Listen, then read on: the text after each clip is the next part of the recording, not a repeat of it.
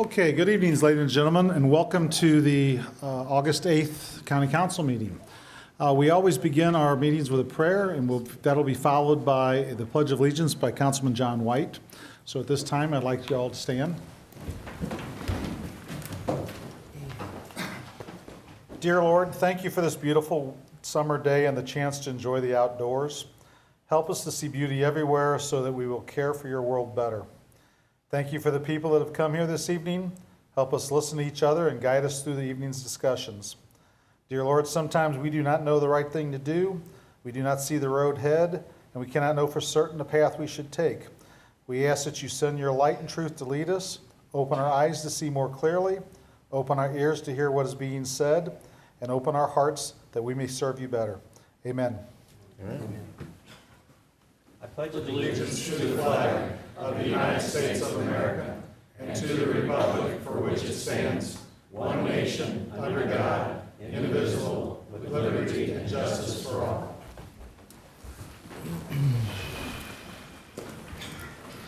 Donna, would you call the roll, please? Councilmember Joe Brazel. Here. Councilmember Mike Elam. Here. Councilmember Dave Hammond. Here. Councilmember Joe Cronin. Here. Councilmember Terry Hollander. Here. Councilmember Mike Klinghammer. Here. Councilmember John White. Here.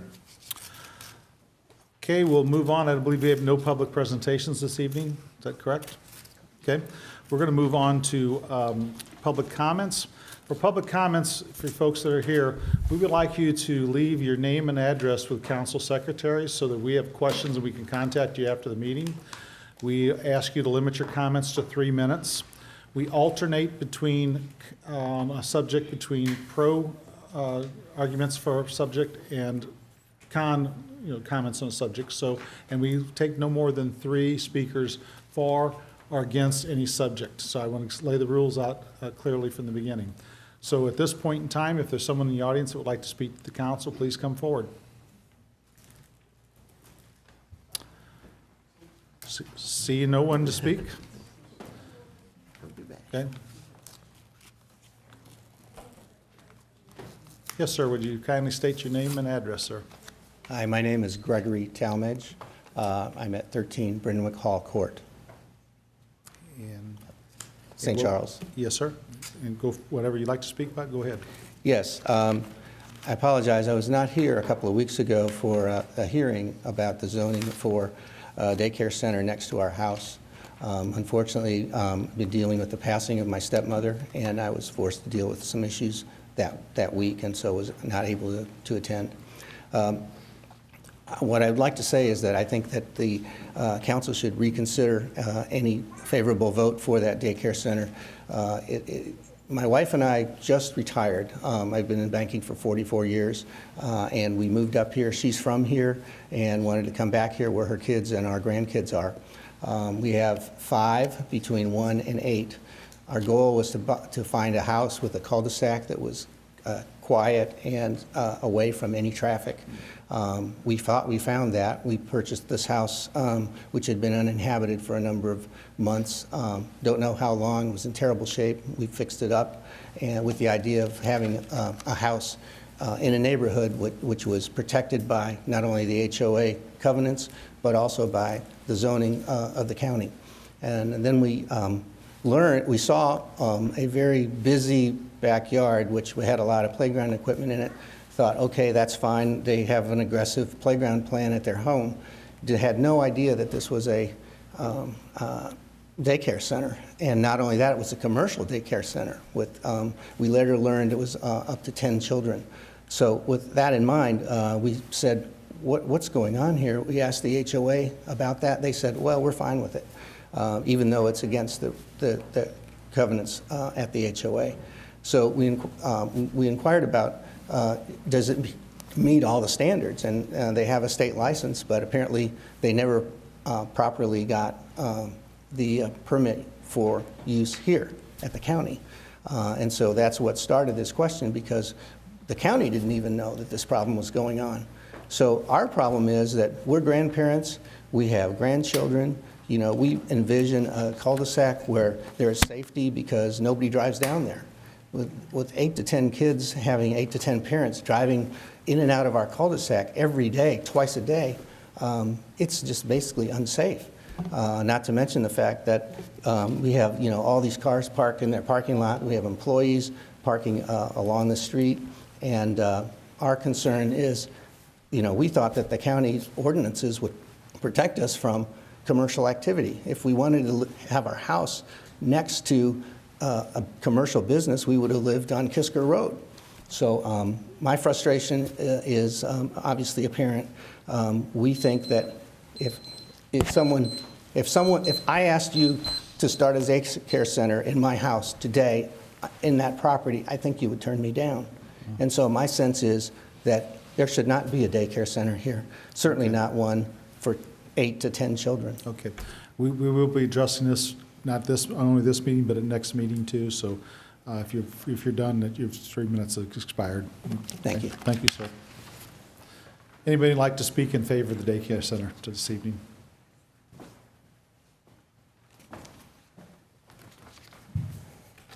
Good Please state evening. your name and address, please. I'm Denise Schindler, and I live at 11 Brynwick Hall Court. And I am a neighbor, and I am the past president of the association. And so when Mr. Talmadge asked us about his concern, he wrote it in a letter, and we had a board meeting, and we addressed that the concern, and it was deemed that it was not a commercial business.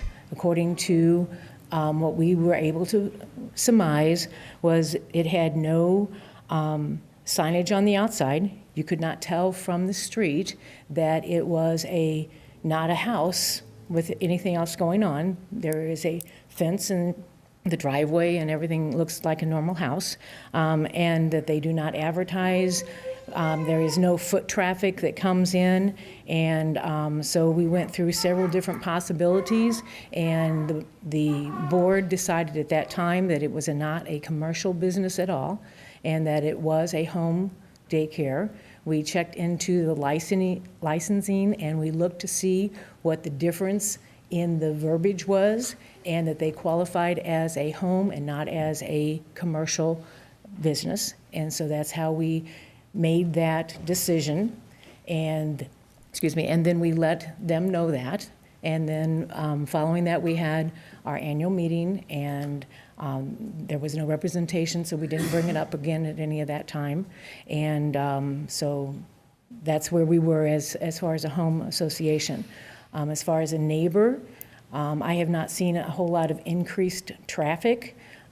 We've lived there 15 years, and in that 15 years, we've had many teenagers, because a lot of the families had growing families, and at one time I think we had any place from 8 to 12 teenagers on that cul-de-sac. And so they were coming and parking. We saw them playing in the street. We saw them learning how to drive. We had their friends over. There were all kinds of activities. And most of those have moved on, have their own family now, and so therefore they're not at the residences, but the traffic is actually less now, in my opinion, than it was at that time. And I feel like the parents are more cautious drivers at their experience with their children in their cars rather than typical teenagers. The parking is staggered, and there's usually no more that I have seen 2 or 3 cars at a time that they come, they drop off, usually 3 to 5 minutes, and then they leave. And so there's not a whole lot of parking, there's not a congestion. My house is at the top of the street, and then the daycare, and then the Talmadges. Thank you, ma'am. Is there anyone here that would like to speak in opposition to the daycare?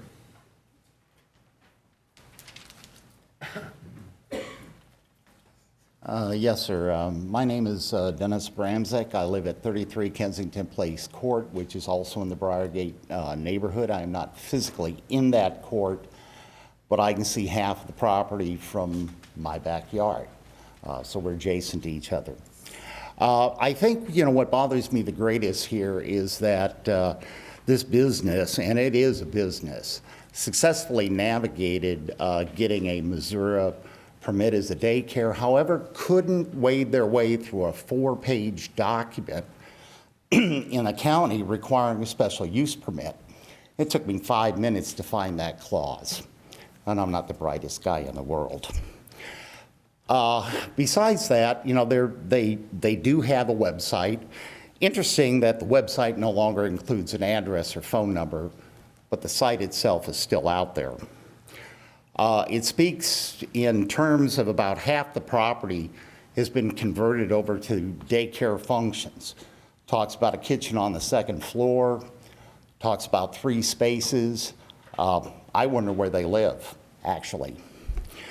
So it seems to me like this is actually a commercial property masquerading as a residential home. I think one of the other things that bother me is the website talks about taking these kids for walks in the neighborhood. We have no sidewalks, okay? So they're either putting these kids out on the street or they're taking them on somebody else's property. Either way, it's not a good deal. So, you know, in all honesty, I think most of us thought there was 2 or 3 kids. We've since learned there were more. A lot of this has been done with smoke and mirrors. And that's probably what upsets me the greatest. And I'm under my 3 minutes. Thank you. Thank you, sir. Is there anyone else that would like to speak in favor of the daycare?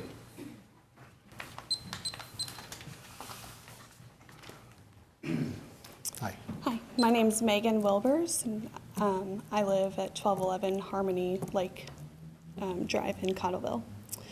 I'm here to represent the 8 families that are behind me that utilize April's in-home daycare. We as parents live in St. Charles and are taxpayers, therefore we have just as much at stake as the neighbors. We as parents have the right to choose what type of care we want for our children. We choose a licensed in-home babysitter, which has the standards and values of an in-home sitter while maintaining a high credibility with state licensing and regulations. St. Charles County needs to support in-home daycares. This type of setting should be in a separate category than the public daycares, which is done in other neighboring counties such as St. Louis County.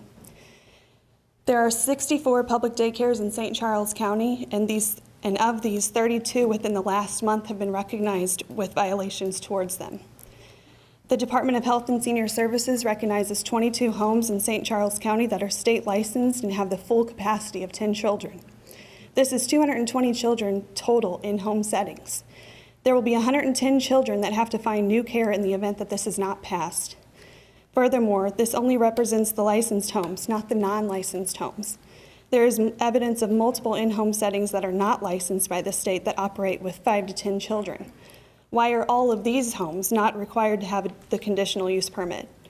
The trend today is moving toward the need for in-home babysitting rather than public settings. We as parents want this type of setting for our children, as this is where they thrive the most. The following are just a few of the reasons that is a growing trend. In-home settings allow for more one-on-one time, more flexibility with curriculum, allowing children to explore more topics. The natural environment allows for more teachable moments. It is a stable, cleaner, and safer environment. A better caregiver-to-parent relationship as well as caregiver-to-child relationship can be formed.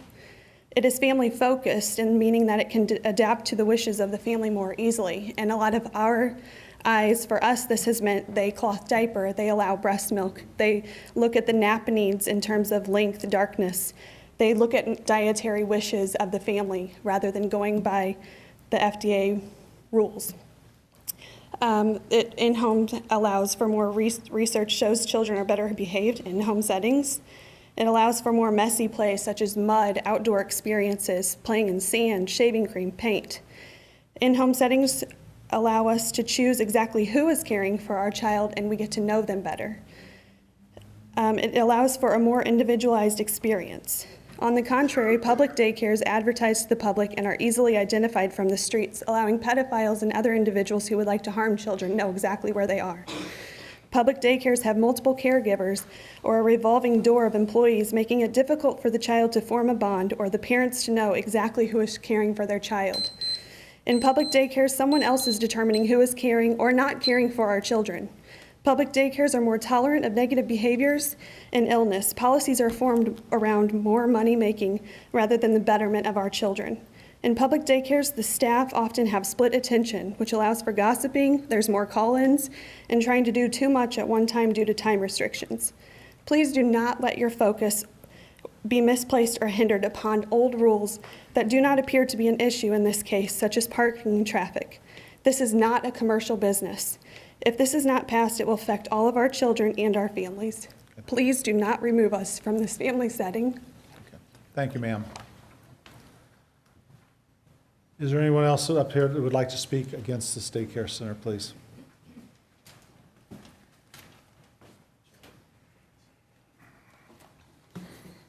Hi, my name is Nelson Hins. My wife Karen and I have lived at 15 Brynwick Allcourt for 26 years. I appreciate the need for, daycare, but I think that's irrelevant in this case. The daycare business across the street started as a small infant care business about 3 years ago. We heard this from neighbors. We were never informed of this by April. The first time I was ever asked about my opinion of it was right before the meeting, the planning and zoning meeting, when she wanted our support. That was the first time she had asked us anything about it. The small business grew to 8 children,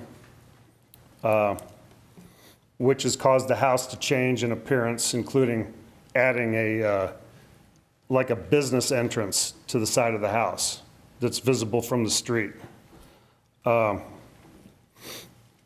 We thought everything was legal because she told everybody she was licensed for 10 children. So we didn't realize we had anything to complain about. We thought we were handcuffed. She was doing everything legally. And we didn't know that we had anything to complain about till this planning and zoning meeting. Last year, we adopted a puppy and wanted to train her, walking her up and down the street on a leash, train her to, heel, sit. Within a week of doing this, I was almost hit up at the corner by a daycare parent cutting the corner to come pick up their child. Within another week, the same thing happened to my wife. We decided that we could no longer, for the safety of our safety and our dog's safety, we couldn't do this. We get home at 5 o'clock from work approximately, which is approximately the same time that all the parents are coming and going. There's a parking problem.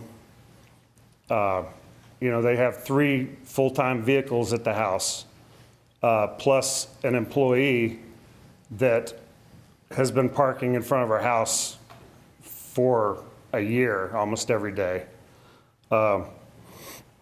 Plus the daycare parents coming and going. As for only 1 or 2 at a time, they're often 4 or 5 at a time. And they don't just come and pick up their child and leave in 3 minutes. They linger. They're there a half hour. They often park on both sides of the street, which sometimes makes it hard to get to my driveway.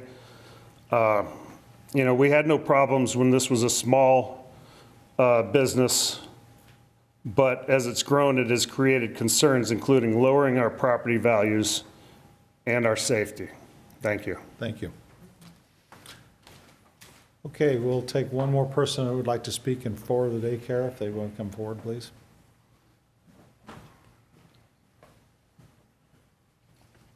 Please state your name and address, sir. Mike Swanson, 424 Angelique Place in St. Charles. I'm hoping to discuss 3 points to illustrate my support for April's Home Daycare.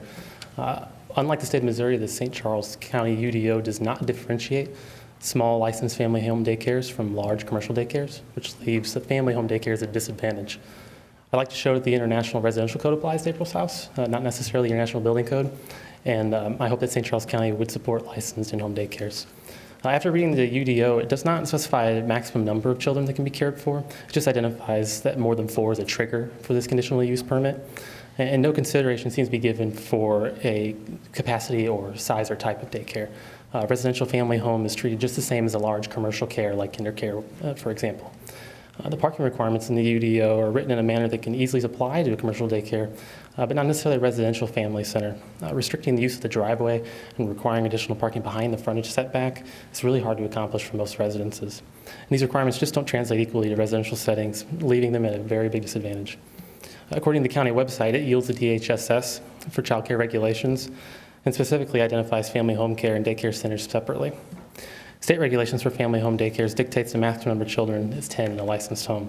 I believe the CUP reflects a maximum of 8 children through the county, even though it acknowledges the state's authority.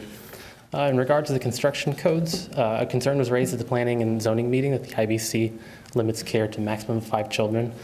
Based on some of my research, it's not necessarily the case for a detached single-family dwelling. Paragraph 101.2, where the scope of the IBC is actually defined, it specifically states that detached single-family dwellings are an exception and instead must comply with the International Residential Code, and actually found an International Code Council official interpretation, 29-03, that reiterated that same fact. Now, I also found Appendix M within the Residential Code titled Home Daycares, which is adopted by the county. And the simplified requirements of that include multiple exits on each floor, yard must have a fence, and some special smoke detector requirements, which kind of mirror the Code of State regulations. It does not specify a max number of children that can be cared for in the residence. Again, just the DHSS does. The parents need choices. It's hard to find trusted care with many commercialized daycare centers having registered complaints. There are 22 other licensed family home daycares in the county, each having 10 child capacity. And I wonder if they have conditional use permits. And if they do, they must have some kind of variance given for their parking situation. With the help of Google Earth, I actually looked at them, and none of them appear to provide parking in excess of their own driveway, similar to April's situation. And my research also found it's common for counties to accept licensed home care. For example, St. Louis County was mentioned. They have a home daycare licensing code that they passed in 1990.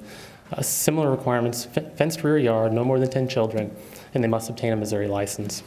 This helps create a clear definition for licensed in-home care without imposing requirements intended for commercial facilities that would be difficult for residents to comply with. So, to recap, the UDO does not have any consideration for small in-home family care centers, making it difficult for them to have statewide, even though they have statewide regulations.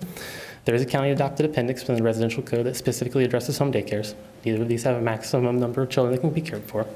Approval of this conditional use permit would show St. Charles County supports licensed family home daycare centers in the community, gives parents another credible choice aside from commercial daycares. This CUP affects 8 children, 8 families, the livelihood of 1 caregiver. There are potentially 220 children, their families, and caregivers that would fall into the same category. Thanks for your time and consideration. Thank you, sir. Sir, you covered a lot of ground and did a really good job of doing your technical work there, and I would appreciate it if you would pass the comments that you just did on to council. They could pass to us, because you cited a lot of law that we'd like to review. Sorry, okay? it's very fast. Okay. It's fine, but I mean, we'd like to read that. We're going to just hand my notes over. However, if you got it electronically, you send it to them, they can forward it to us. That'd be great, okay? And just for you folks to know, we're listening to you at this meeting. We're listening to you very clearly at the next meeting, and we have a hard decision to make ahead of us. But we appreciate you all coming, and we'll do the best job we can. Okay? That being said, we're going to close the daycare issue. Is there anyone else who would like to speak about anything else? Mr. Dienoff.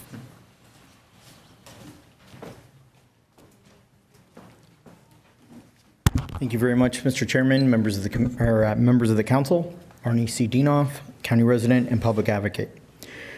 Mr. Chairman, in our prayers, unfortunately, you failed to mention the home invasion that was off of South Winds, off of Salt Lick and unincorporated St. Peters. We had the loss of 2 lives, and 1 person is struggling to hold on to their life. But I would ask that this council keep that family and keep that neighborhood in the unincorporated area out of St. Peters in your prayers. We have some drug problems that really seriously need to be hammered down and need to be seriously addressed by this council in cooperation with the county police chief, the drug task force, and other federal, state, and county and state agencies. We need to make sure that drugs are written from all of our schools and our entire community. I'd like to speak about Bill number 4369 this evening. We all here are Republicans. Every one of you on the council is an elected Republican. The platform for our party is to bear arms. I'm asking that this county council do not violate our federal or state Second Amendment rights of the Constitution. The same rules shall apply to elected officials with no exemptions. But after reading the proposed ordinance, county elected officials and staff members are exempt. In my opinion, this is highly unconstitutional. We have special rules for different people. The laws shall and must be for all. You as elected officials need to set the example for the rest of us 400,000 residents. You are no better and no different than these people right behind me. Now, upon further scrutination of the ordinance, it says pocket knives and all knives are not allowed, and I think that's pushing the limit. I would bet that half of this room right now has a knife in their pocket. So I would ask you to re-examine this and to amend this ordinance to make it more feasible and more enjoyable for all residents to have our freedoms. The security of this room and this facility is at question. There's no doubt about that. There are a lot of controversial issues. This one's kind of mild compared to some of the others. There have been threats made to me and unfortunately to other elected officials along the way over the last 7-8 years. But my question is, where is the emergency plan? Where are the emergency doors? God forbid if somebody came in and ambushed us. Where is the police officer posted outside this building or at the entrance of this building to comply with the rules and regulations? We have the officers sitting here in the audience, not downstairs. Somebody could walk right in and our safety is at stake. In my opinion, this is an unfair ordinance, needs some amendments, and needs to be fair for all who come to these meetings. But to allow elected officials and staff members to have the ability to Wrap it up, have please. concealed weapons and knives and not allow that to the general public is just not right. Thank you. Thank you. Is there anyone else who would like to speak about anything else regarding the council? Ms. McBride. Good evening, gentlemen of the council. Michelle McBride, St. Charles County Collector of Revenue. I have 3 items. I believe you would agree that transparency in government is critical to public and internal trust. And I would believe that you also agree that accuracy is extremely important. Due to a lack of transparency on the issue and to errors on the exhibit of the contract, I'm asking that you remove or approve, subject to correction, the approval for the Information Systems Managed Print Services Solution. This is a 5-year contract with an option for a 5-year renewal, obligating the county to over $130,000. And 23% of the data collected for the collector's office included in Exhibit A of the contract is inaccurate. I've been very diligent in reviewing the information as it was shared on the project. 3 months ago, back on May 12th to be exact, I informed the project manager of these issues, and they have not been corrected yet. There are 22 printers listed. 2 of them don't exist at all, or not that I'm aware of anyway. One's listed for the collector's office, but is located on 3rd floor, so it obviously belongs to another department because we are on the 1st floor. One is a duplication of another entry, so it's listing the same printer twice. One is scheduling a check endorser, maybe, 50 characters at most, to be charged the same copy per image cost as a regular printed page from an inkjet printer. I am all for saving the county money, but I believe we need to be accurate in what we're doing and obligating the county to. I'd asked to be assured when this was coming before the council because I wanted to address any issues before it got to this level. I found out about it late today when I looked at the agenda for tonight for other things. So with all due respect to the hard work that's been put in by the S Department, I just ask that you withhold approval until the corrections have been made or subject to them being made. That was item 1. Item 2 is on the agenda tonight is bill number 4372, which would authorize the county executive to execute a 4th amendment to our intergovernmental agreement with the city of St. Charles. This is necessary for some additional NID assessments and a special business district assessment. I'm here tonight if you have any questions on that. And item 3, I just wanted to make a public service announcement about the upcoming tax certificate sale on August 22nd of this month. The information about the sale and the parcels that are currently subject to the sale are all listed on the collector's website. Thank you. Can I ask you a question? Will your department, with this managed print service solutions that's on the consent agenda, would it save your department money, in your opinion? I'm not certain. We've been going back and forth, doing some various calculations. I believe there is money to be saved throughout the county as a whole. And I've had some discussions with the director of IS about perhaps keeping some of ours on transactional basis versus the copy per image, because we have such a unique situation with our printers and the absolute need for them and the high demand for them during peak season. Would approval of this contract negatively affect your operation, in your opinion? I couldn't say that it definitely would. My concern is that I didn't see an audit clause for the contract, and I didn't see a right to modify Exhibit A. Those were the things I was looking at or looking for when I found out it was on the agenda, and I didn't see those things. So I just ask that you, if you approve it subject to making sure those things are there for the county's benefit. Are there any questions from Mr. McBride from any other council member? Can't we remove that off the consent agenda and discuss it? Discuss it then? Yeah, so I'm fine. You make that motion as we come forward. Yeah. We'll do that. Would you mind sticking around for a few minutes? Oh, I'm going to be here for the All right. meeting. Thank you very much. Uh-huh. Is there anyone else who would like to speak about anything this evening? See no one else, we're going to move on. Oral report from County Executive Elman. Nothing this evening, Mr. Chairman. Okay. Moving on to consent agenda. Are there any items to be removed from the consent agenda? Mr. Elam. I would move that we remove the IS Department Managed Print Services Solutions item. Second. All in favor? Aye. Aye. Opposed? Okay, now at this point in time, I would say we want to discuss this at this point? Or do you want to, would you rather address Ms. McBride privately? Okay? Jennifer, do you have a preference? I'm sorry. Do we want Simon to? Somebody want to speak to it? I mean, do you, I guess the question is, do we want to hear both sides of this, or do you guys want to work this out? Well, we would have outside loved to meeting? work it out this afternoon. Okay, all right. But I guess at this point, we can just hold it over to next meeting. That'd be fine. Will that cause, Simon, will that cause you a problem? No.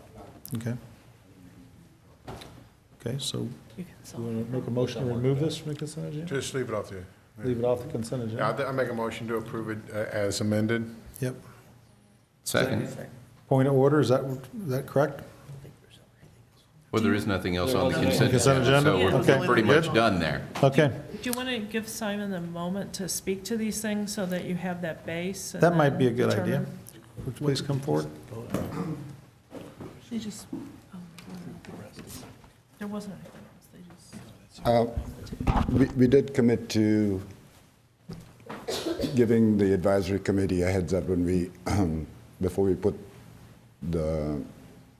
the item on the consent agenda. We neglected to do that. So in our haste trying to get it through finance and through the counselor's office, the project manager also left on vacation yesterday or today. So in haste, we overlooked sending it to you. It was not an intention to hide anything. The reason I'm not very concerned about this particular contract is the vendor has demonstrated and acted in good faith this entire time. We have a 30-day out on the contract at any time in the 5 years. They're so confident that we'll be happy with their service that they've written that into the contract. So at any time, we give them 30 days if they're unwilling to resolve an issue, and we can get out of the contract. Yes, there are accuracies. They went through once on their own time and gathered inventory. We're going to make them do it again before kicking off the program. We have to make sure that everything that they're billing us is correct. So my intent is not to saddle the collector's office with extra bills or force their rates to go up. It's to provide better service at the same or lower price. I don't see a risk to it myself, but I'm willing to wait and correct it all up front. So that's included in the appendix. We've been working on this since June of last year, collecting data, talking with the vendors, going through the RFP process. If I could step back a little bit from Simon, he indicated that he had a advisory committee. So we formed a group of directors, both elected and appointed, who helped review or establish our RFP for managed print services, evaluate the bids, and then help as part of our implementation process. We've done a fairly good job of keeping that group very well involved. They'll be helping to set the policies for when we make decisions about what printers should remain or should not remain. Can you quote off the top of your head, you or Jana, the number of devices we have in county government for me? About 572 Okay, printers. so of those 500 some odd devices, plus all of our, in addition, our multifunction devices, is that That's included. all of that? Uh-huh. We've got 500 of those sitting around county facilities that we've had this vendor at their cost doing an inventory and detailed diagrams of the locations of each of every one of those devices. They've done that for the purposes of helping to identify for us which of those printers we should have supported by them by means of we pay a per image or a per print cost versus ones that we would eventually probably say, you know what, that's not a device that we should continue to maintain. It's not either cost effective. If we were to repair or replace parts, it would not be cost effective for us to do so. And so they've documented all of those. I think Simon stated that yes, there have been some errors in documenting those 500 some odd devices, but they can tell you for sure that they did a better job than we've attempted to do over the last 10 years of documenting every single one of those pieces of equipment when we've had abilities over time for departments to be able to make some of those purchases, repairs, replacements, moves on their own. The attachment or the exhibit that's included as part of the contract, that list of devices that will be on or off contract that will be included as part of the otherwise repair approach versus per page approach, if I say any of that correctly, please always fix me. That sounds good. That exhibit's going to change over time. Those devices are going to come and go off of that list. So to be concerned that if we've otherwise put a device that either is allocated to the wrong department or in the wrong location, that's a concern that we'll have when we get to the point of billing the departments, and we'll go through a process to clean up the rest of that list internally with finance. But it's not at all a concern from the purpose of a contract with NSC. There is indeed an audit clause. I think it's contained within the examination of record section, which is item 24 on page 9 of 12 of the contract document. And then also we have our usual standard audit clauses that are published in the RFP. I think hopefully I've addressed some of the issues that collector raised for you, but we're happy to discuss further with you if we need to, but I think that largely addresses the concerns that we would have. I downloaded the whole packet last night, and it was a slow night at the Olympics, so I scanned through it, and there's a great deal, right? And it was a great deal amount of work that you and your department put in, and the advisory board you're talking about, I think it was 7-1, they voted in favor of this vendor for the RFQ. So, I would hope that maybe we could meet with Ms. McBride and try to work out the details. And is this going to delay the implementation of this or cause you a problem if we go 2 more weeks for this? No, we would like it earlier, but we can wait 2 weeks. 3 and weeks. clear it up. I'm sorry. Yes, ma'am. I would like to clarify, I am a member of the advisory committee, and it was not the advisory committee that reviewed the bids, it was the project team within IS, Okay. which is fine, but it should be acknowledged that it was not the advisory team that did that. Okay. What is that true? Good wait 3 It weeks. is. Any other We have a- questions or comments from the council? Oh, he's the one that said it. He's the one that said it. Yes, sir. But you got Yeah, I don't see any real reason to delay this. I think there's obviously there's things to be worked out, but I think they're minor details rather than holding they've been working on this for 13 months. I think it's time to We go can ahead. start saving money. I think we ought to get going on it. Well, I think the risk that the collector expressed was she might be charged or forced into a particular situation that she does not want to be in, right? And if we make a commitment that we're not going to do that, we're going to correct the inventory and she won't be billed for items that she doesn't possess. She asked for it. Yeah. Yeah. You're going to be working that out, and what I hear from Jennifer is everything's per page and per device pretty well anyway, so I mean, those are going to change, those numbers aren't static, so you're going to work that out with her down the road anyway. Right. So, what's your feelings? Michelle, how involved were you in the process? Were you involved in the process? They explained what they were going to do when they first Go launched. to the mic, please. It was explained the process that was going to happen, and when they first launched the monitoring software, it took most systems down for a couple of days. They got those worked out. There's a difference in pricing between what they call transactional, if you just want to, there's a difference in pricing between a networked printer and a local printer.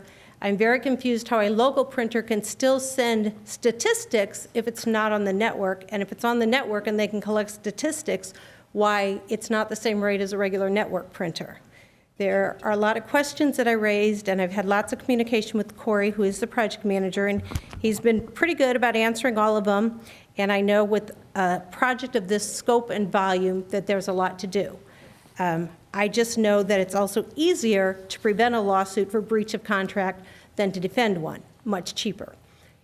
If the legal counsel feels that changes are there, I'm looking at item 23, I believe is what Ms. George said was the audit clause. I'm not quite sure that really is an audit clause. 24. 24. I just want to make sure that the county is ensuring its right to adjust things as necessary before we commit ourselves to 5 years and $100,000+. You know, my opinion, I'm going to support waiting 3 weeks because the fact that she's an elected official, she runs that office, she should be involved, she should have buy-in on it, and 3 weeks isn't, Simon said 3 weeks isn't going to hurt, so give her 3 weeks so they can work out the bugs. But I also heard the fact that we've got 30 days to walk from this contract. Her main concern is that we're stuck in a 5-year agreement, which I'm hearing it's differently. They can be canceled anytime within 30 days. I have a lot of faith in both of you. You guys do a fine job, and I'm sure you'll work this out together. So my question is, Michelle, can we move on this, and do you feel confident that you can work this out with them? Because the sooner we move on it, the sooner, like Mr. Klinghammer said, we can save some money. So, Mr. Chairman?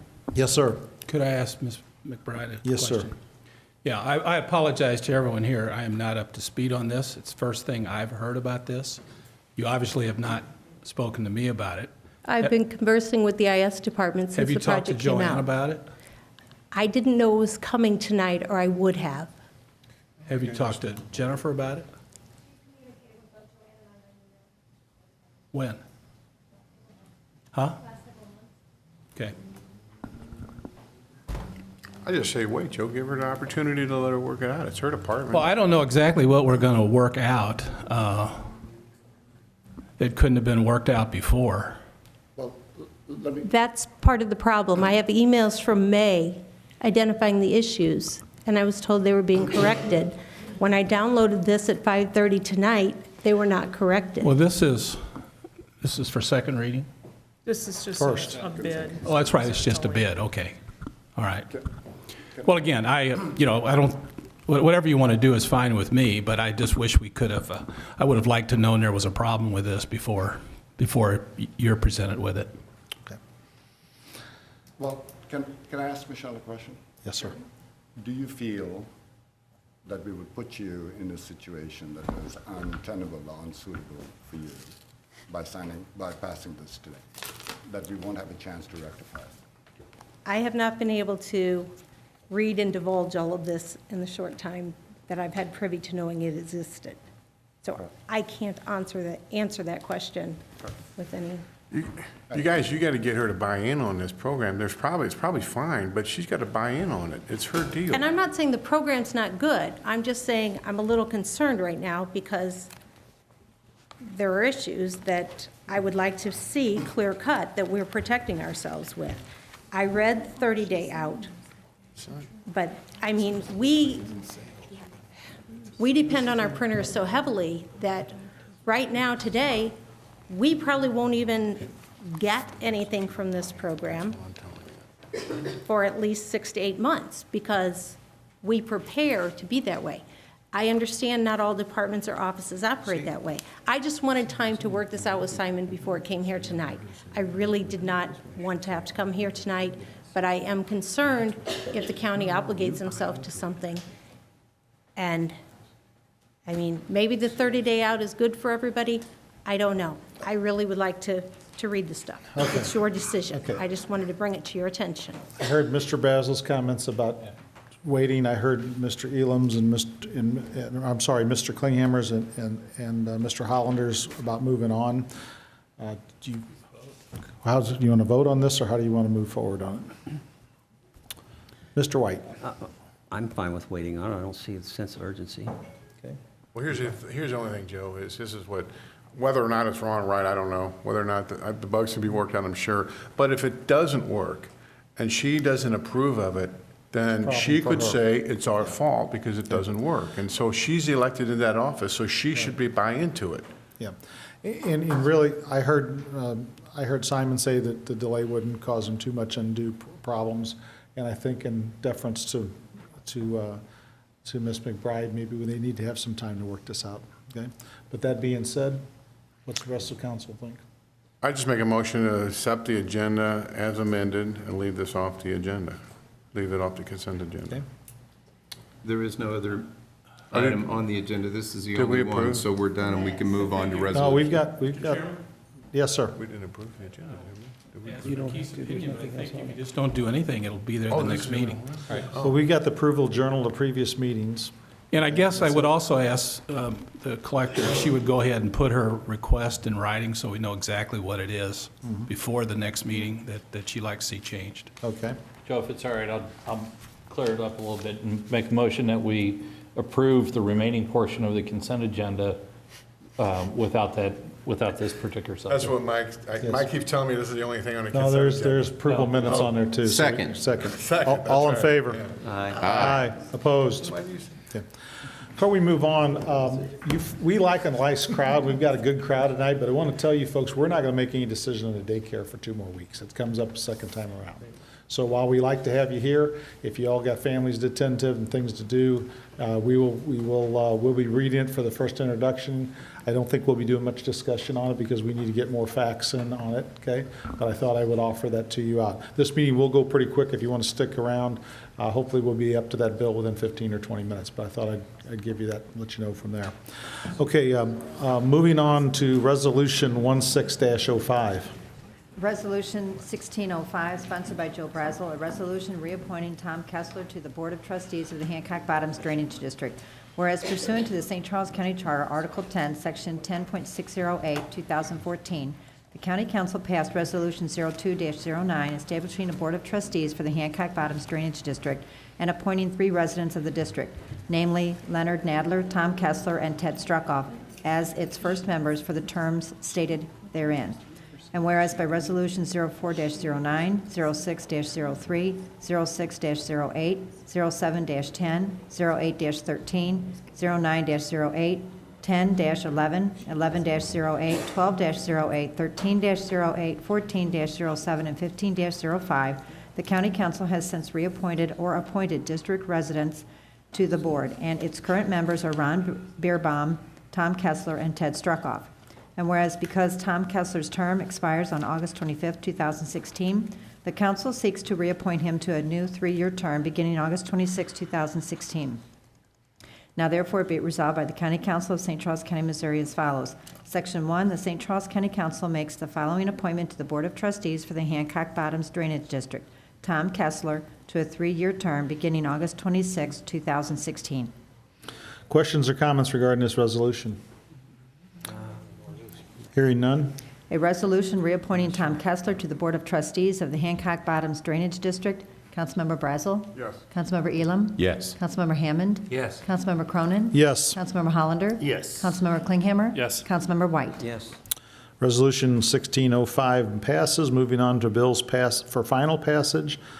Bill number 4364. Bill number 4364, an ordinance amending the 2015 Annual Action Plan for St. Charles County, Missouri in its capacity as an urban county for fiscal year 2014 to 2016 under the Community Development Block Grant Program of the United States Department of Housing and Urban Development, HUD, authorizing the county executive to execute all documents or certifications required for submittal to HUD with the action plan, and further authorizing the county executive to execute the funding approval agreements that HUD shall require upon approving the amendments to the 2015 Annual Action Plan.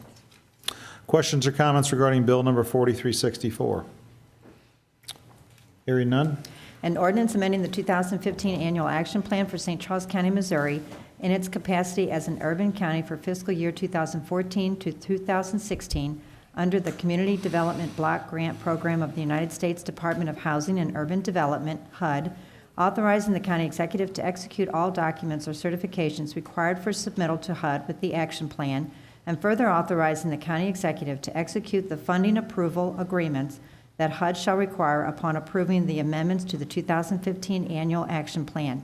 Councilmember Elam? Yes. Councilmember Hammond? Yes. Councilmember Cronin? Yes. Councilmember Hollander? Yes. Councilmember Klinghammer? Yes. Councilmember White? Yes. Councilmember Brazel? Yes.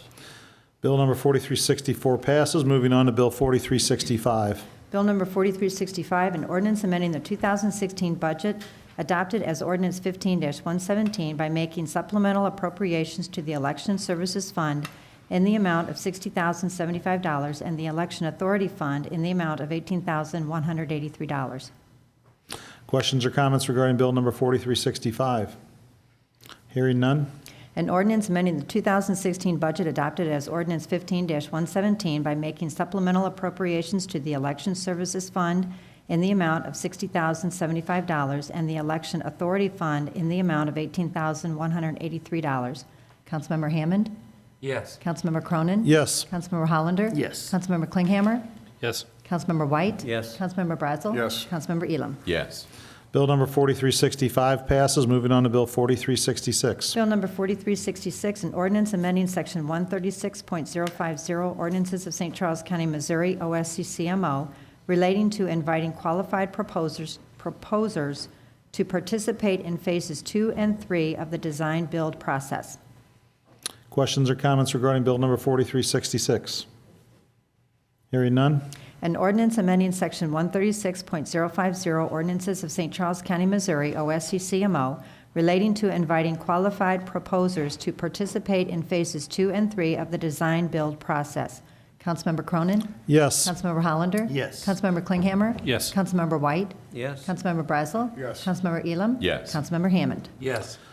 Bill number 4366 passes. Thank you, Corey and Jennifer, for all your hard work on that. Okay. Moving on to Bill 4367. Bill number 4367, an ordinance amending section 115.710 of the ordinances of St. Charles County, Missouri, OSCCMO, concerning the classification plan and the personnel administration plan and amending the 2016 annual budget to reflect the classification change of certain positions. Questions or comments regarding Bill number 4367? Seeing none.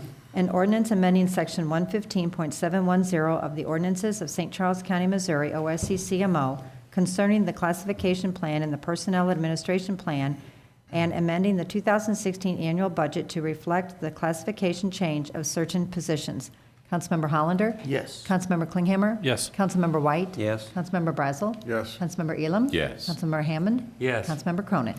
Yes. Bill number 4367 passes. Moving on to Bill 4368. Bill number 4368, an ordinance vacating a portion of the right-of-way of Tota Bush Road for non-use in accordance with section 228.190 RSMO. Questions or comments regarding Bill number 4368? Hearing none. An ordinance vacating a portion of the right-of-way of Tota Bush Road for non-use in accordance with section 228.190 RSMO. Councilmember Klinghammer? Yes. Councilmember White? Yes. Councilmember Brazel? Yes. Councilmember Elam? Yes. Councilmember Hammond? Yes. Councilmember Cronin? Yes. Councilmember Hollander? Yes. Bill number 4368 passes. Chair would request, entertain a motion to table Bill number 4369. I'll need to read the title first. Go ahead. Bill number 4369, an ordinance prohibiting certain persons from carrying concealed or unconcealed weapons in the St. Charles County Council chambers, County Council conference rooms, and County Council offices, and authorizing the posting of signs notifying persons of that prohibition. And the reason being is because just for some of the comments from one of the commenters tonight, state law already prohibits you from bringing a firearm in through those doors because this is an elected officials meeting. Also, state law also prevents a concealed carry permit holder from bringing a gun in here. And our purpose is to make sure that everyone knows that and you folks are all safe in here. Okay, with all the stuff that's going on in this country. So this is something the attorneys have been working on. It's no different than the courts building or the juvenile justice building. It's not any changes to the state laws that are in effect. We're just wanting publicly stated out. So that being said, I wrote the ordinance. I'm requesting it being tabled because I want the attorneys to cite the specific sections of state law.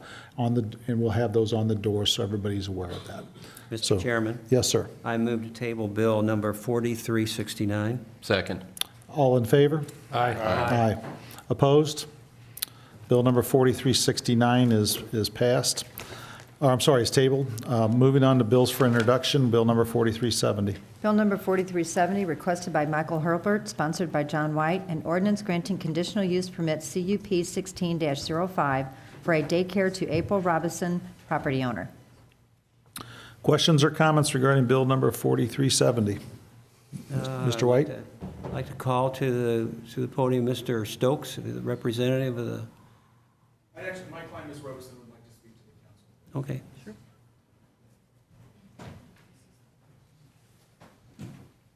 Good evening. My name is April Robinson, and I live at 12 Brynwood Call Court in St. Charles, Missouri. I have lived in the Briargate subdivision for over 20 years, raised my family, and made lifelong friends. I originally operated a licensed home daycare in my previous home, also in St. Charles County. When we decided to move, we purposefully sought out this home for its grassy yard, mature trees, and room for children to play, learn, and grow. We had always intended to reopen our child care home. It's a very kid-friendly neighborhood. We are advocates for children in this neighborhood and have at least 2 other teachers that live even on our cul-de-sac. I've now operated my current licensed home daycare for the past 2.5 years without incident. This child care provides my sole livelihood and is based on my projected income of all children as I am licensed for. We feel that this is a testimony that the privacy that we take with these children and that the neighbors and so forth did not even realize that we had the 8 children that we currently have. As addressed by Megan, we continue to offer our home care to these children in a family setting. Because we are state licensed, we are regulated by the Department of Health and Senior Services and their many rules and protocol. We have regular inspections from DHSS, sanitation, and the state fire marshal. We are in full compliance and in good standing. We love these children, parents, and grandparents, and they have all become like family to us. We have a passion for teaching, even at these children at these young ages. We have taught them sign language. We offer extensive programs in music, art, and STEM opportunities. We have wonderful outdoor classrooms which allow the children to get dirty and explore the world in a way that public centers just simply cannot. From conception today, I've sought to abide by every rule known to me in the caring of these children. The CUPU requirement was not readily posted for residents considering an in-home child care startup. Instead, they were pointed only to the state requirements. Now that I'm in this situation, I have pointed that out to Planning and Zoning, and they have had the opportunity to update that page that Mr. Dennis was so readily able to find now. I continue to try to abide by these rules and ask the council to help me to comply by not imposing restrictions on me that are geared to larger daycare centers and are not geared for residential home child care. I do believe that I meet the CUP requirements as they would apply to a residential setting. In reading of the many supportive letters from neighbors that you have received, you can see that there are no current issues with parking, traffic, or appeal of my yard to other residents. As one of the residents said tonight that they had walked their dog and so forth, his wife had told me that that incident was 2 years ago and that those parents actually no longer attend our child care.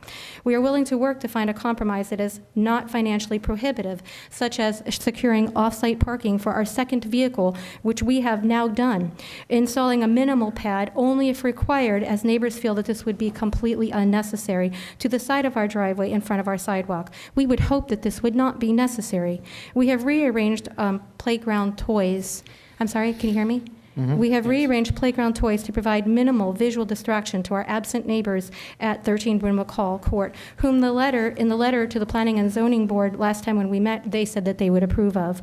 We are asking the council to amend the 8 children approved by Planning and Zoning to the 10 children that we are state licensed for. Please help us to continue to provide care for these children and their families, as well as to maintain our livelihood by voting to pass the CUP without further restrictions so that we can get back to the business of caring for our children who are our futures. We take great deal of care in providing a safe, family, loving home environment for these children. We treat them like their own, and we believe that we are a part of their families. We do activities outside of the home daycare with these families, and we have also cared for children that have actually spoke tonight in opposition. We have cared for their families' children in the past without ever any incidents. The reason we believe it's a testimony that they didn't even know how many children that we have. We are looking for privacy. We do not advertise, although they said we have a webpage. It was something that you can find in your letters and notes. It was something created by my daughter for a college class project. It has never included my name, my address, or my telephone number. When there is never, everything is done by word of mouth. There's no signs in front, and we believe that we are an asset to this community. We believe that when you read the letters that you have from the majority of the residents, that you will find that this is the case.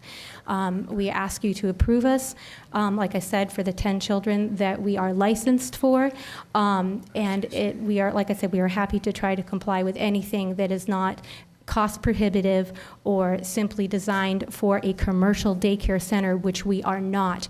According to the state of Missouri, we are a family home child care. We are only licensed for 10 children.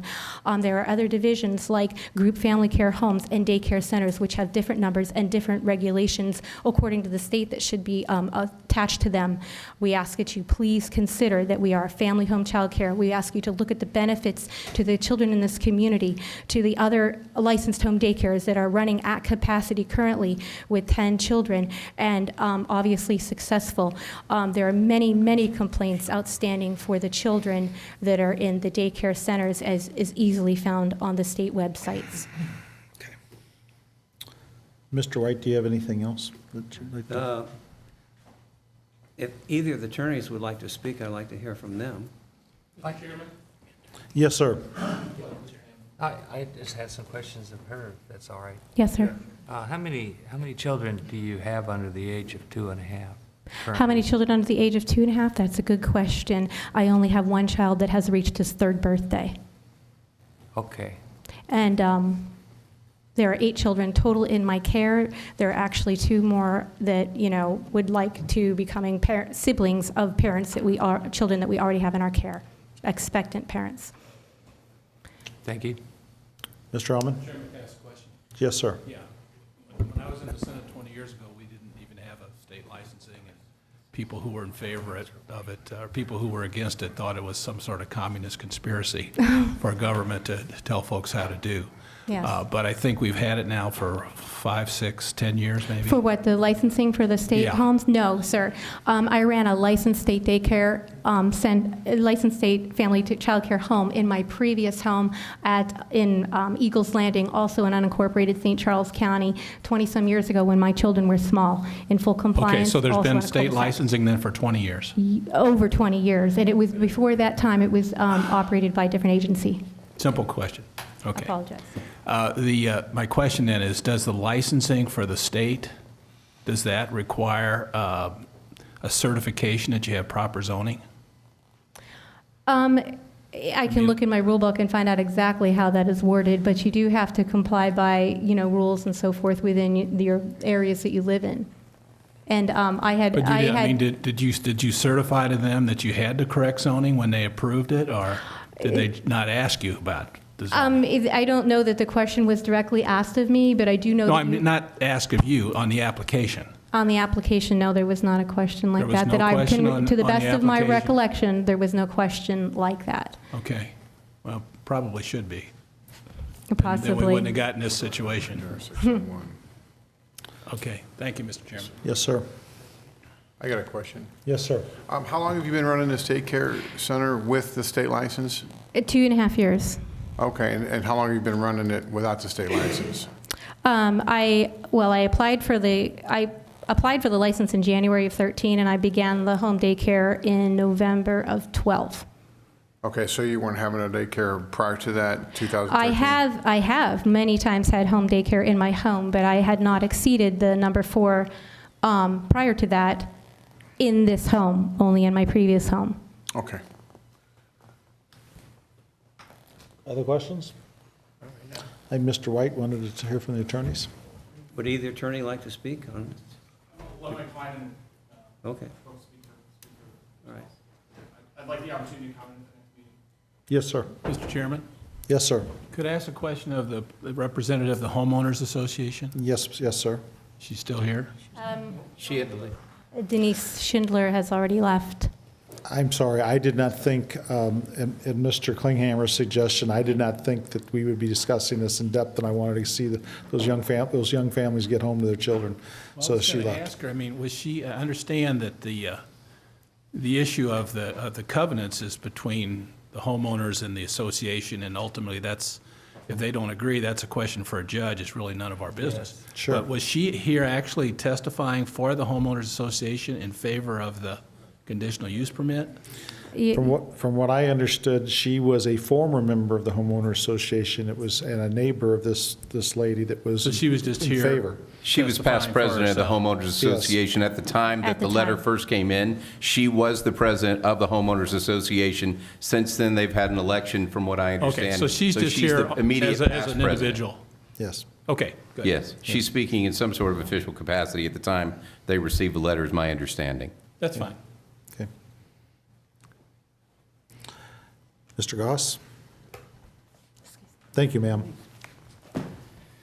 I would agree with the county executive that the private covenants are not what the county enforces, but just to set the record straight, since there seemed to be some confusion about it, subparagraph F forbids any commercial activities. No commercial activity of any kind, shall be conducted on any lot or in any living unit. This daycare operation is supporting that home. We've heard that testimony. Clearly, it's a commercial activity.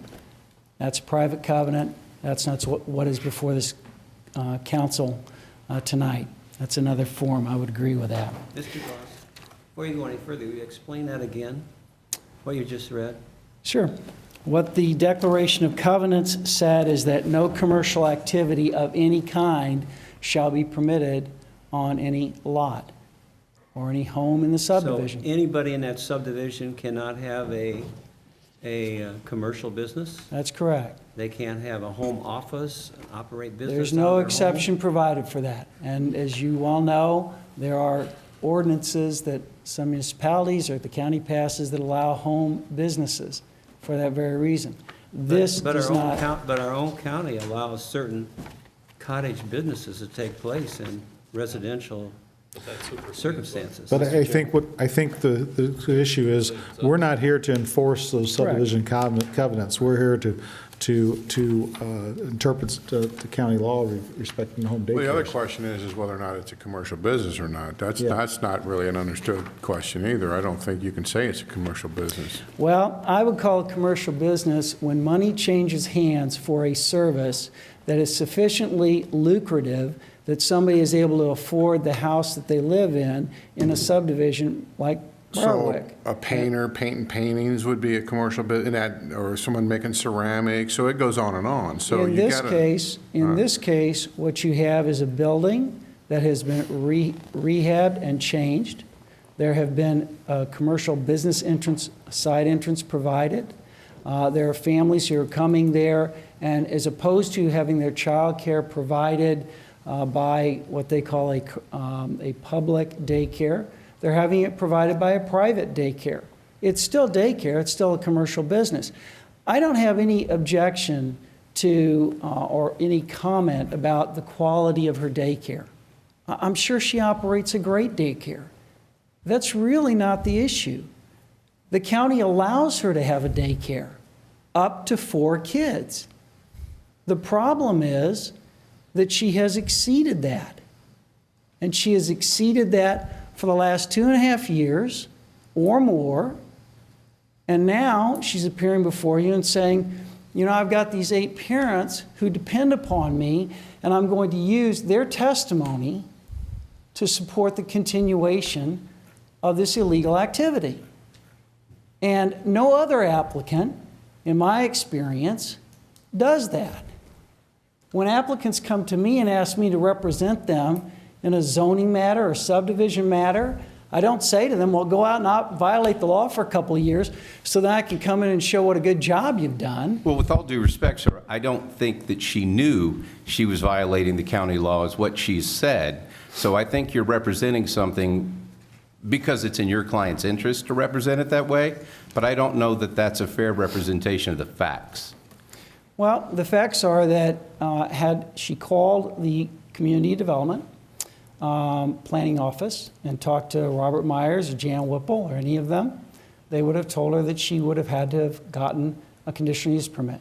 The facts are that the conditional use permit is readily apparent under Section 405 of the county zoning code. It's not hard to find. If you put in the search term daycare, it'll come up. There's a lot of things that aren't hard to find as long as you know that they're looking whether for she them. knew or didn't know. The fact is that that's really not the issue. The issue is, does she meet the standards of your CUP? And in order for her to meet the parking requirements of the CUP, she's going to have to add additional parking. Right now, the parking that's on site, she's not able to provide what your code requires. She's supposed to have 4 parking spaces because she has 3 employees at her maximum shift. She has another employee.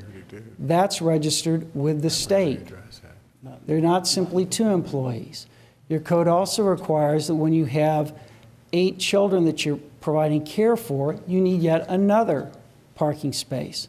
So that's 4 parking spaces. She's allowed to provide 2 parking spaces in the garage, however, or on the driveway, whichever she chooses. But the additional parking, she has to provide behind the building line, which means she's going to have to put it on the side of her house. On the one side of her house, she only has room at best for 1 parking space. She doesn't have room for 2 parking spaces. That's if you're facing the house looking to the right. That's where the driveway is, where you could kind of put a bump out and then drive over to the side of the house. So she's going to have to put another paved space, another parking space, over on the other side of the house. And the option that, well, we'll just do off-site parking, that's not what your code allows. Your code doesn't provide for that. So again, in order to comply with this, she's going to have more pavement and more parking to this residential lot. Presumably, she'll add that to the side where the commercial business entrance is located, but I don't know that. I just know there isn't physical room to put this additional parking space on the property on the right-hand side coming off the existing driveway. So she's going to have to put it on the other side of the property in order to comply. Either that or she has to cut back on the number of kids that she provides for. If she's providing 4 or less, it's not an issue. The problem is that when she gets over 4 kids, then different regulations apply. Those are the regulations that you folks passed in the county that require the conditional use permit. That is not a waivable provision, the parking space requirement. That's something she just has to meet. With respect to the building code issues, that's another set of issues that need to be examined very carefully. If there are classrooms inside the facility, each one of those classrooms has to have a separate means of ingress and egress. I haven't been in her basement. I don't know, or the level where the daycare center is provided, so I don't know. We did a Sunshine Act request and asked for the building permits that had been pulled and the approvals that had been given for this improvement. As we know that that level has toddler-size plumbing facilities, because one of the letters of support indicated that. We could not find any building permits pulled for that work and any inspections associated with that. That Sunshine Act request was done through your council, and they did that search for us. So that's another set of issues associated with this daycare operation. This daycare operation is located more or less in the middle of the subdivision on a cul-de-sac. Your staff typically will allow this kind of conditional use permit if you talk to the community development staff. What they'll tell you is we'll allow that kind of thing when it's on a busy road or near the entrance of the subdivision. We do not recommend this in a cul-de-sac type setting in the middle of a subdivision for various kinds of traffic and safety issues that we've been talking about. With respect to the individual whose dog was almost hit, the dog's about a year old. So the dog couldn't have been hit 2 years ago. Perhaps she's thinking of a different incident. I don't know. I can't speak to that. I can say that it does go to the point that this is why you don't have this kind of operation in the middle of a subdivision with this level and intensity of traffic and with this level and intensity of people coming and going.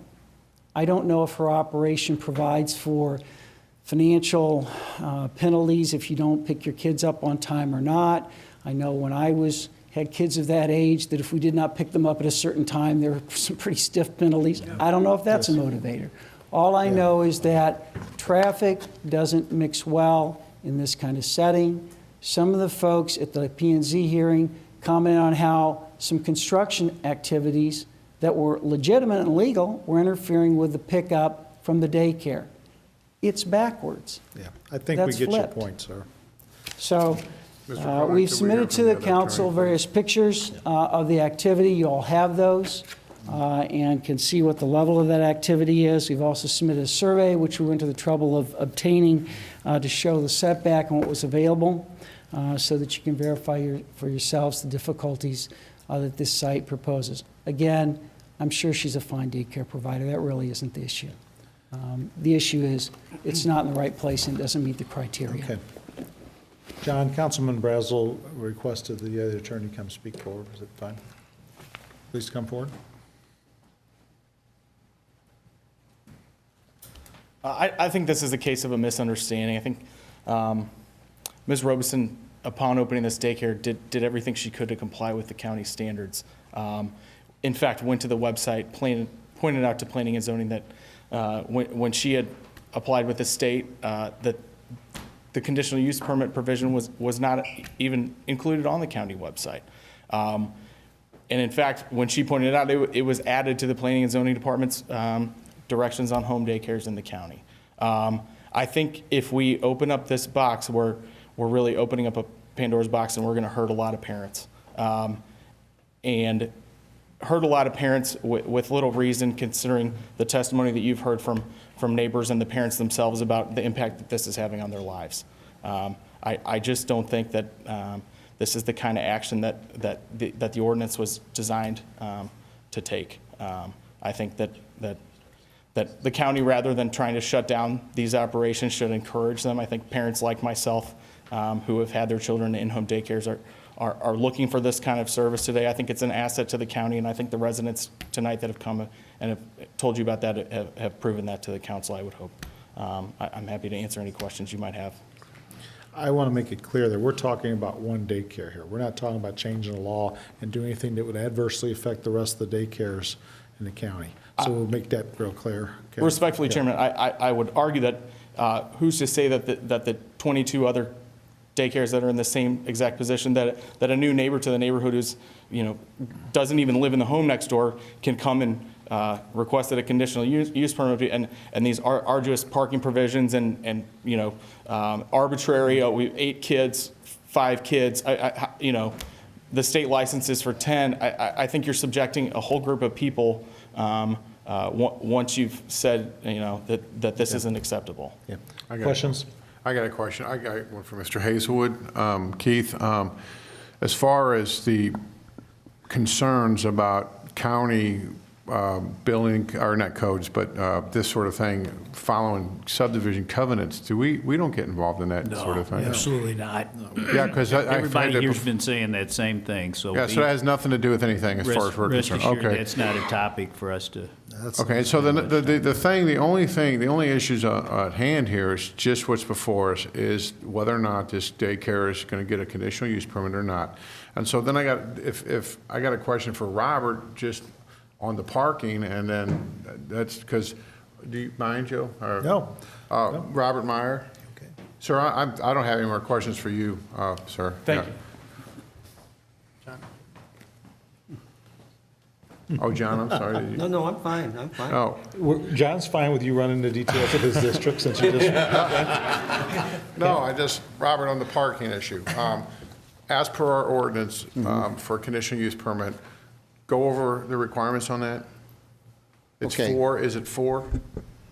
It's required 1 off-street parking space per employee on the maximum shift, plus 1 off-street parking space per 8 children. So we count the 2 in the garage for 2 of those. If you have no more than 2 employees in the maximum shift, I think all you need to do is add 1 parking space. I guess that's the bottom line. You could turn on the overhead. I think I could show approximately where it could be located. This is the street that you see here, the cul-de-sac, and the existing driveway here. And I think where the green box is, I drew that green box in just to show approximately where one off-street parking space could be located back behind the front building line. I can't guarantee that it would fit just because, you know, I don't have a plot plan or survey that's been prepared by the applicant. That hasn't been submitted yet, but I think the one could be located there. Now, that's assuming that there's no more than 2 employees on any maximum shift. So the next question would be is if that's what, you know, is decided or whatever, talking about the inside, I guess you or the building department or Mike's office or someone would go in and just inspect everything, make sure that it's safe and there's no problems and there's no commercial kitchen or none of that stuff that some of the claims have been made. So the county would go in there and do a physical inspection of the premise, correct? Isn't that right? Well, that's true. Now, they would need to give the building department information about how many kids there are total, the ages of the children, because there are different codes depending on the number of kids and their age groups. So that's information that the applicants have to provide separately to the building division in our department. Now, the conditional use permit, in my mind, it's really about the outward, about how it affects the neighbors. It's given that they're going to have to meet some technical requirements on site, such as meeting the building codes, for instance, the state license, and also some things like at least one additional off-street parking space. But when you look at the conditional use permit requirements, I can just basically summarize it real quickly. It's 3 different criteria or questions that it asks whether or not it should be granted. One is, let's see, we need to ensure that the conditional use will not be detrimental to the public health, safety, or general welfare. The conditional use will not injure the use and enjoyment of other property in the immediate vicinity, and that the establishment of the conditional use will not impede the normal and orderly development and improvement of surrounding property. So again, those criteria are the ones that I keep falling back on in terms of whether or not to recommend approval or denial for a conditional use permit. And you are recommending denial, correct? Staff, okay. Yes, the staff. Planning and Zoning Commission recommend approval by a vote of 7-3. Staff recommends for denial because located on a short cul-de-sac, it has the potential to be injurious to the use and enjoyment of other property in the immediate vicinity. But I would say that you may want to consider that recommendation in light of the fact that it's been in operation and whether or not what sort of complaints have been received up to this point, given the fact that it's already in operation. I think that has some bearing too. Mr. White, I think do you have questions for Robert first? I apologize, but I don't remember the gentleman's name that spoke during the public comments. It's the neighbor. I'd like to ask him to come forward. Okay. I think before Robert leaves, Mike, did you have a question? Then the of Robert? neighbor, the new neighbor. Okay. Mr. Goss's client. I understand. But I think Mike had a question of Robert. Yeah, Terry and I were just talking a little bit here too. The applicant, if you could, did you say that you had one child that has reached the age of 3, meaning everybody else is under 3, or everybody else is over 3? We are licensed for 8 children under the age of 2 at this point. And if But they're our code says that you can't have more than 5, right, Dave? 5 Under the age of 2.5. But it changes the use of the building from a residential structure to. I think you another said you had property one use. under 3, though. Is that correct? She said she had all of 1 over 3. Okay. I'm sorry, I'm confused. The ages, approximate ages of the children. How old are the kids that stay at your house? We have one that is 3 years old, and we have 7 that are under the age of 3. Ooh. That's another issue that we have to deal with then, because if Mr. Hammond's right, and he ran that department for a while, so I assume he is, you can't have more than 5 kids under 2.5. Well, that's probably based on the number of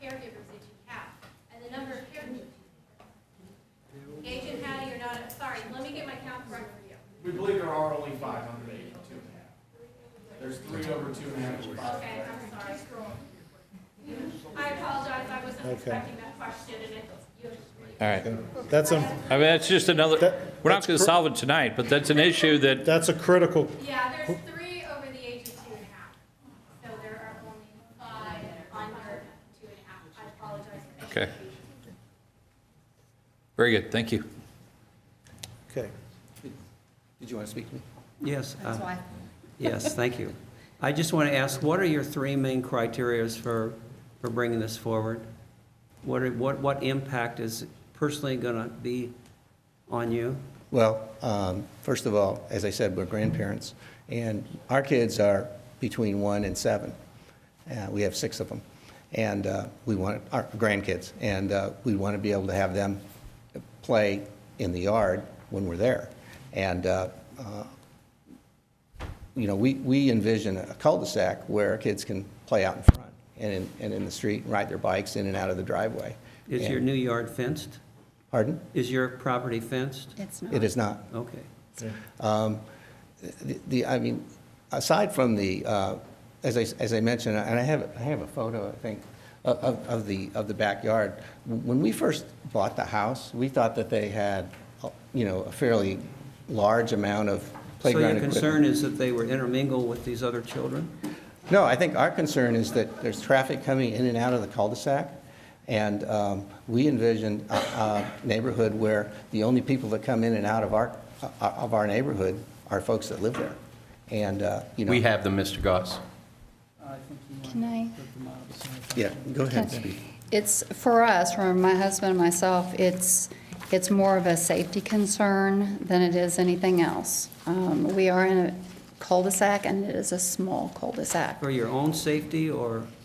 No, for the safety just of, well, actually, if you go there, we don't know any of the parents that are coming in and out, or grandparents, and that's not to say they're not nice folks, but normally when you have a cul-de-sac, the people in traffic that enter the cul-de-sac, you know most of them, or they're there to visit someone.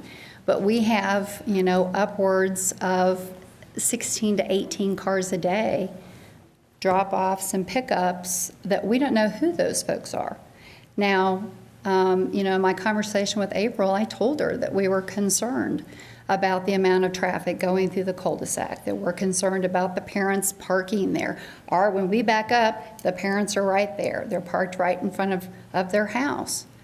And our concern really is that, you know, number one, it's a traffic issue. It's a safety concern. But also, you know, having a commercial business located next to us affects our property values. How much will it affect your value? You know, I don't know. I mean, I obviously could talk to a realtor to find out what that's going to do to us, to affect us. But, you know, I've lived here in St. Charles County since 86, from 86 to 2003. I raised my kids here. We all went to they went to Francis Howell High School. And I had 3 homes in this area. I paid taxes for all of those years. And the one thing that when I convinced my husband to move back here when we retired in Texas, is I wanted to move to the 63304 area code because I felt that it was a good place to have a family, that I was confident that our property values would be protected. And I don't have anything against April at all. She seems like a very nice person. And I don't have problem, I love my kids, I love my grandkids, I don't have problem with children. But I am concerned with the more than 4 kids. I'm concerned with all the inconsistencies that I've heard, not only from April, but also from some of the parents. And I don't feel comfortable. When did you buy the house? In March. 31. Is this your principal residence at this house? No, we live at Lake of the Ozarks. This was to be our principal residence. We had the place at the lake for, I guess, about 5 years. And so the goal when we retired and moved from Texas, from Dallas, was to find a home in St. Charles County or around our kids and grandkids. But you're not, this isn't your principal residence. Do you live there now? No, not right Okay. now. No, We we- just got finished. It was inhabitable. Okay. And so we have spent the last 4 months, really 4.5 months, updating the house and remodeling it.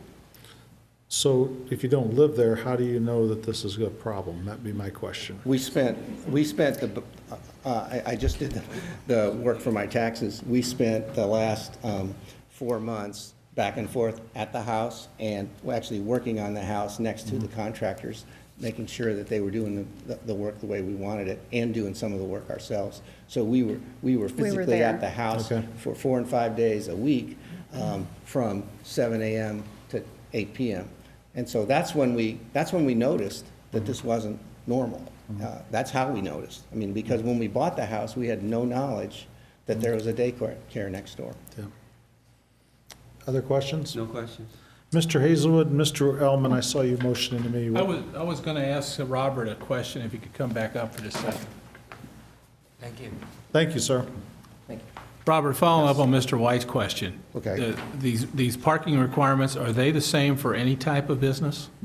No, they're different. Or is there different criteria for, other home businesses versus daycare? There's different criteria based on the type of use and how much parking each one demands. So there's a specific parking category for daycare centers. So, for so if instance. you're going to have your insurance office at your house, do you have, how many parking spaces do you have to? I mean, we allow that type of business run out of Right. a residence, right? That's true, yeah. So do they Offhand, have I to don't provide know, so but- many parking spaces? Yes, yeah. If you have people coming to your home, I think there's a requirement for off-street parking. How do we determine how many people are coming to your home? It actually specifies in the ordinance, it says can serve no more than X number of people at any one time for a home daycare. I'm sorry, for a For home a business. occupation. Yeah, Okay. yeah. And then one exception is home photography studios. It allows up to 10 people at any one time, but that's an exception. So if you have a big family, you got to find a different photographer. That's right. Yeah. Thank you. Right. Robert, one thing I would like to came up since you've talked. The reason I've talked to Councilman Hammond, that 5 rule for no more than 5 children, okay, under ages 2.5. Yeah. I think that's there for the safety of those babies in case there would be an emergency. So I think that's very critical to the decision-making process we have to do. So I don't know how you can verify that. If there's a way we can do that, you can do that with the owner. But that is critical because that's in there for a reason. And just so you know, that's so that house can be evacuated. Those kids that age can't readily get out on their own in an emergency. That's so that the house can be evacuated. I think there's a reason that rule was put in there, I believe. That's correct, yes. And we Yeah, I want think to, I it's- think that's very important to us. Okay? I think it doesn't prohibit more than that number of kids below that age, but it says that if you have 5 or more, then the building code requires certain things that you wouldn't otherwise have to have. I don't know if it's sprinklers, I'm sorry, I don't know all the details, but there may be exiting, door handles, some things like that. We would like you to explore that, what the Okay. code requires, because I think our primary concern is these children are safe. Right. So that would you please check into that and see the structure is under and is capable of complying to those type of codes. Okay. Mr. Chairman, Yes, sir. I have a question for Robert. Yes, sir. Robert, do you know how many complaints that you've had over the last 2.5 years about this particular child care center? To my knowledge, 1, and that was the complaint that initiated this question, the conditional use permit. So this has been going on for 2.5 years, and this is the first complaint that you've had? According to the applicants, 2.5 years, and this is the first complaint we've had, that to my knowledge, yes. Okay, thank you. One other question. Yes, sir. Do you know, I'm getting back to the safety issue again. Sure. Do we go in and do inspections or not? Because I'm trying to figure out how this has been going on for 2.5 years without without it being brought to our attention. So now that we know about it, what's the procedure for going in, and how often does that get reviewed? Well, I know there's state inspections, and those would be on record, but in addition to that... I'm talking about our building code. Right. The state's not going to enforce our building code. Right. The way I would approach it, but it's really going to be up to Mike Corbett, would be that they would need to provide us in writing information about a lot of these parameters that we're talking about. How many kids, what ages, the layout, the floor plan, specifically how they're going to address that per the code. And then when we would review that, we would ensure that that's the case, including inspections to follow So up. I agree with a lot of the families that I think that there can be a very nurturing, caring environment to raise your kids, and that's the ultimate trust factor that goes into it. But I don't know that we need to only trust the parents to make sure that it's a safe environment. Right. I think that's where it can be appropriate for the government to actually, yes, be big brother and step in and make sure that it is a safe environment for those kids to be in. And I want some assurances that we're fulfilling our obligation on that. Okay. Thank you. Mr. Chairman? Yes, sir. Just to follow up on Mr. Klinghammer, I mean, I think many of you have been around for a while, know that we've wrestled with this issue for a long time about, health, safety, and welfare of the public versus the privacy of your own home. And I think the answer, correct me if I'm wrong, but I mean, the only time we go into a house is if we have reason to believe that there's a legitimate health issue there, and even then, we have to get a judge to approve it. Is that correct? And administrative, I know you're certainly familiar with that. Yeah, yeah.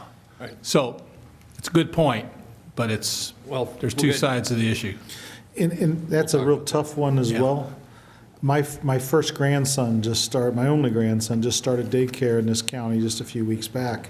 And I told my son-in-law and daughter-in-law, make sure it's licensed. And they went a step above that. This daycare has all the entire facility on cameras where parents can pull up what's going on in those rooms 24/7 on a smartphone. So there's a real interesting thing, the right of privacy versus the right of protecting the public. And with children involved, they can't speak up and do it for themselves, so that's our job to figure that one out. And this is going to be a very tough one, okay? That being said, is there anything else? Let's move on. Let's move on, okay? And for the folks that left early because we didn't think we were going to discuss this, I apologize. Yeah, and all I this didn't see it discussion coming this discussion will all be on SCCMO TV. You can see it on our website. So if you'd pass that on to the rest of the folks, both in pro and con, and please ask them to accept my apology, and they can review the discussion. And we'll have the same discussion again in 3 weeks, okay? So thank you very much. Okay, moving on to bill number 4371. Bill number 4371, requested by Betty Jan Kramer, sponsored by council as a whole, an ordinance authorizing execution of an agreement for park property donation between St. Charles County and Echo Ridge Farm Incorporated for the Judgment Tree site. Questions or comments regarding bill number 4371? I was just going to have Steve, our history guy, give us the history on this judging tree. Go ahead, Steve. Did you seriously just do that? Nobody knows about the judgment tree. I was going to say, Professor, go ahead. And of course, these people would like to give it to us so we can cut the grass. And I was thinking maybe we could have our municipal court on a nice summer night meet out there under the judgment tree. And Judge Brett could go ahead and wear a coonskin hat and go ahead and issue his judgments from under the tree like Daniel Boone did. Now, what I understand, he never hung anybody from that tree, correct? No, I don't think so. Yeah. But on that same note, when we renovate the jail, or I'm sorry, the corrections facility, could we maybe get that old gallows that used to be stored in the back of the sheriff's department, put that in the entranceway? Because that might remind the folks that are headed into that jail not to come back. Okay. So we can promote the history that way too. Okay. That's a comment, not a question. ACLU. How's that? Okay. Okay. John, did you have something? No. Okay. Okay. Okay. Mr. Chairman, just so you are aware that the judgment tree itself is gone from the property. There's just a memory there. Yeah. The judgment tree. Got hit was- by a storm years back or something, Yeah, didn't it? whatever happened to it, it's not there now. But Maybe we need to plan a new one. there is certainly a commemoration of that on the Okay. property. Okay, good, good. Okay, any other questions on 4371? No, sir. Okay, moving on to Bill 4372. Bill number 4372, requested by Michelle McBride, sponsored by Joe Cronin, an ordinance authorizing the county executive to execute a fourth amendment to the intergovernmental agreement with the city of St. Charles for collection of taxes. Questions or comments regarding Bill 4372? Hearing none, we'll move on to table bills. Bill number 4352 will be coming up in 3 weeks. I talked to the applicant today. McClay Road, 4359 is headed back to planning and zoning. And other announcements and miscellaneous, I would like to congratulate Councilman Brazel, Councilmember Hammond, and Councilmember Klinghammer on winning the primary. And we look forward to working with you folks for the next 4 years. And also, I would like to wish a very, very happy birthday to Miss Elam, who's out there, if she's still out in the crowd. She is. Yes, okay, on her 14th birthday, okay? Yes, she's a frequent flyer fan of this council, and I understood that you'd rather come to a council meeting and go to cheerleading practice, and I'm really impressed, okay? Okay, so very happy birthday. Anything else from anyone? I'd like to announce, we're on September 3rd, Labor Day weekend, we're having a catfish fishing tournament on the Missouri River. It's on a Saturday. We have pre-registration, and all benefits go to Focus Marine Foundation for wounded veterans. So that's the Defiance Merchants and our people down in the wine district are putting that on, so. Okay.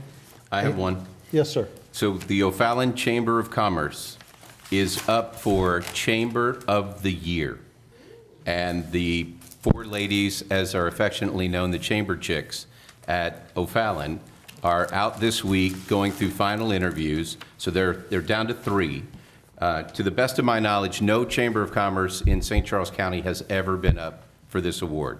It's a really big, hairy deal.